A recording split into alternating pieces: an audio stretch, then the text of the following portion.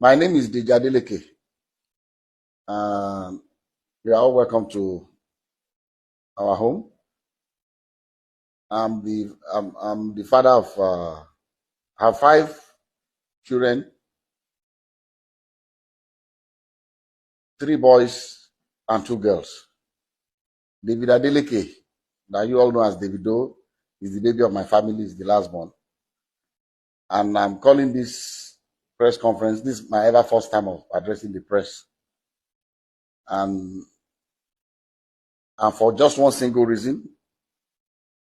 I'm not on the social media, but I'm sure those of you in the social media will have been inundated with all kinds of talks about almost every year this thing, keeps coming up regarding one little girl called Anuoluwapo that lives in Ibadan. That Kemi has continually alleged that Kemi lawyer has continually alleged that David is the father of the little girl.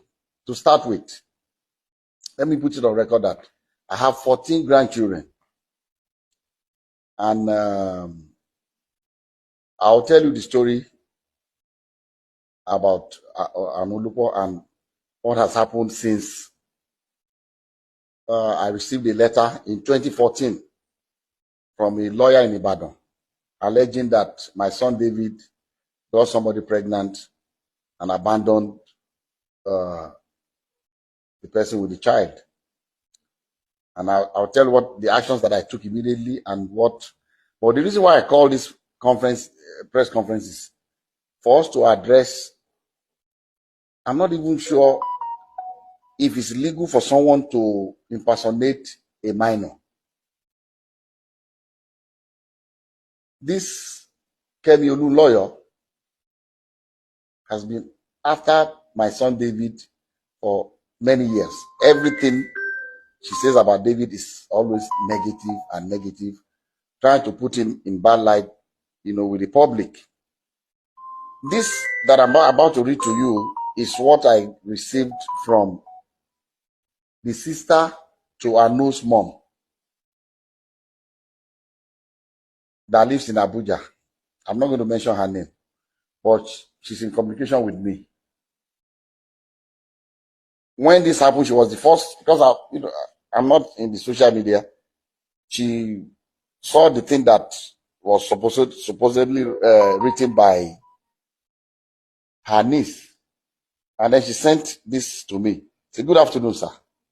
So I hope your day is going well. I just saw this on a blog post. I just wanted to clarify that the account is not run by me, Ayo, or my mom. The account is run by Kemi lawyer, whom we have cut ties with years ago. I really do not know why she keeps posting these things, knowing fully well that we are no longer in communication. We have reached out to her several times to stop posting anything about Anu. I'm sorry if this embarrasses your family in any way." And immediately I saw this, I called David. I said, "David, have you seen anything in the social media?" He said a lot of things, that this woman has started again. And I've always told David to ignore this woman, because someone that her own son, her own biological son, has come out to the general public to say that it disowns her, she's no more her mom, she's crazy, she's that. So if her own son can say that about her, why should we bother about what she says about David?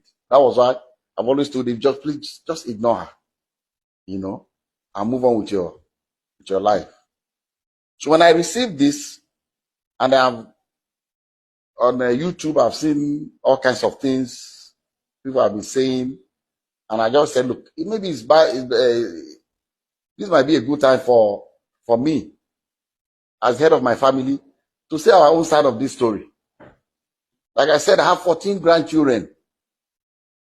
So what will one more do? Is it that I will not be able to afford to do things for her or, bring her into my family? But there's science, DNA. If you say you are my granddaughter, and the science has proven that you are my granddaughter, I will gladly accept her. So let me tell you the story of how I got to know about Anu. I received it. This is the document. I received this in the mail.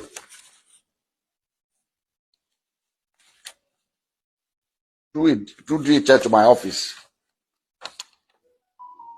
This is the DHL sent to me by Bandele A. Aiku and Co. from Ibadan in 2014 by DHL. And in the package, there are pictures of a little girl and pictures of David. I mean, they put David picture, with the little girl. This was maybe they took I don't know where they cropped David's picture and put it. And this the mother of the girl. So I received this in the mail 2014. And in that mail also, curiously, there was the birth certificate of the child. And what caught my attention was that in the record of the birth certificate, it said full name of father, Adeleke David. Full name of mother, Adeleke Ayotomide. How can she be Adeleke? So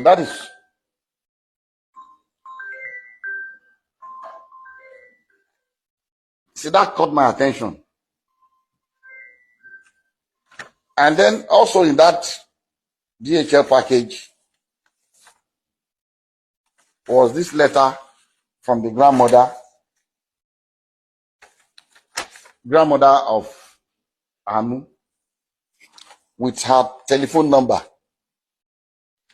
I'm going to still show everybody up close so you can see everything. And he wrote, "Dear sir, I know you and your family are in good health and your work is thriving well because the Lord has been good to you, so I do not expect otherwise. Sir, I'm a widow with 2 daughters. I lost my husband 13 years ago and have single-handedly raised both of them with the help of God, but still haven't been, but it has been very challenging. Early last year, my eldest daughter, Ayotomide, informed me that your son, Deji Adeleke, was responsible for her pregnancy. Their meeting occurred when your son came to Ibadan for a show. I sat with her as a mother to ask her about the father of the child, and she has confided in me so many times that your son is indeed the father of her child. She put to bed on November 19, 2013, and gave birth to a baby girl. So I'm not trying in any way to extort you, but to ask that your son steps up for paternity tests to confirm and take full responsibility of his daughter. I'm also not asking your son to marry her at all. Contained in this envelope are pictures of the baby and my daughter. Sir, I know you are a God-fearing man, and I plead with you for the sake of the pain that the widow goes through to raise our children, that you give me a quick and favorable response. Thank you and God bless you." Immediately I saw this letter, even before calling David, before telling David, about this, that I called this woman and I said, "Look, I've not spoken to my son yet, but I'm going to speak to him. But I'll suggest to you to give me your address in Ibadan. I'll send my driver to come and know where you live. But I can assure you that if this girl is my granddaughter, you have no problems with me. I'll welcome her into my family. happily. She was happy. She gave me her address. I gave the address to my driver. My driver went to Ibadan the next day to know exactly where they live. And I told her that, look, the hospital that I use in Lekki here is an Indian hospital, Vedic hospital. That's where I do my checkups and everything. And that I can ask the hospital to arrange for a DNA test. So when I went to the hospital, I went there myself. The hospital told me that they don't actually do the DNA test in-house, but there's a clinic that they partner with that they will invite to take samples of both the child and the father. But these samples will be sent to South Africa for analysis. A laboratory in South Africa, because it's not done in Nigeria. I don't think they have a lab in Nigeria that can do the DNA analysis. And I said, okay. And I called her, gave her the information that anytime they are ready, I'll send my driver to pick you up from Ibadan. So on the appointed day, I sent my driver to Ibadan very early.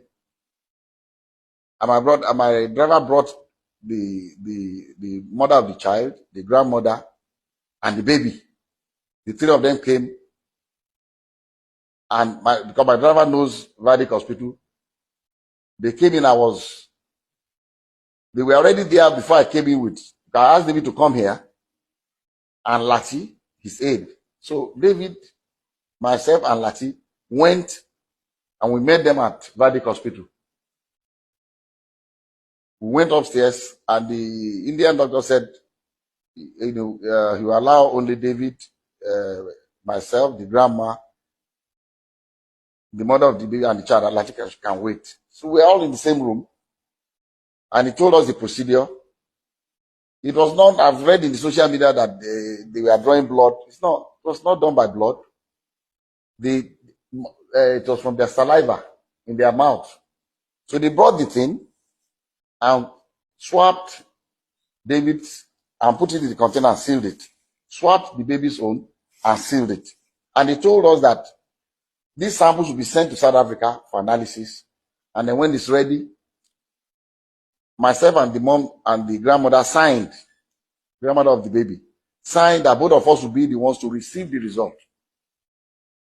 So when the result was ready, I called her. They said, Madam, they said the result is out. I'll send my driver to pick you up so that both of us, because they will not give it to one person. We've already signed that both of us will see the result. So we went and they opened the result before both of us. And, I'll read to you what, and I'm still going to show it to you. I'll show you all the other ones that we did also, but I can only show it to you, but I will not allow you to copy it because of one reason. Number one, it's very dangerous for someone's DNA profile to be in the public. Dangerous for David for one reason. Somebody can use it to frame him. If somebody commits a crime tomorrow and they say, they've taken sample of saliva or blood or whatever, or sperm or what, in case of rape, and the police comes out to say this is the DNA profile of the person will go to jail. So I cannot share. I'll let you see it, but I will not allow you to copy his DNA. The portion that shows the result without the DNA profile, I'll show you can copy that. And at the same time also, I cannot legally share with you the DNA profile of that innocent little girl, Anu, because she's a minor and I don't have the permission of her parents to share her DNA. So we have to be very careful. But anyway, I'll show you the result for you to just see. And so they opened this was the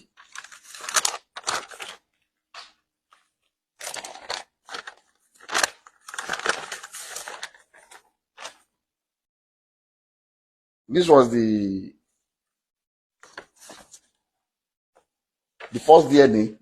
This is the original copy that I was giving one, and the grandma was giving another one. And at the end of the whole story, they wrote here that probability of paternity 0.00%. And the mom asked the lab guy that, what does this mean? He said, it means that David is not the father of this child. And she was really disappointed. She broke down. She was crying, the grandmother. And then, okay, I skip a point. When we first got to Valley Hospital with David, and David saw the girl, David told, he said, Daddy, I've never seen this girl before. And what I told David, I said, look, I don't want to listen to you. Whether you've seen her before or not, all I want is this DNA test.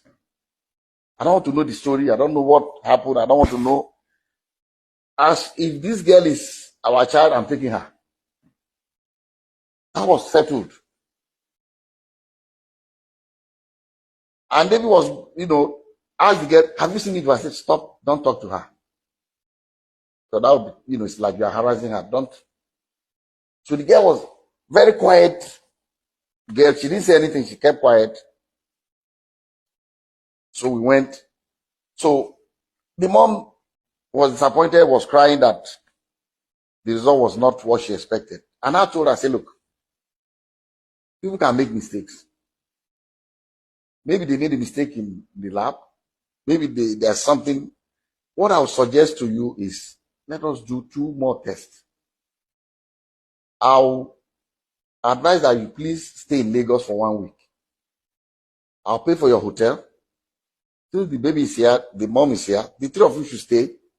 Find 2 more reputable places. I don't know where else. This is the only place I come that can do this DNA test in Nigeria. So that I can go there and do it before. So I give some money to my driver, go and get the hotel, make sure they are comfortable, give them some money to keep. And if you want a driver to drive around, fine.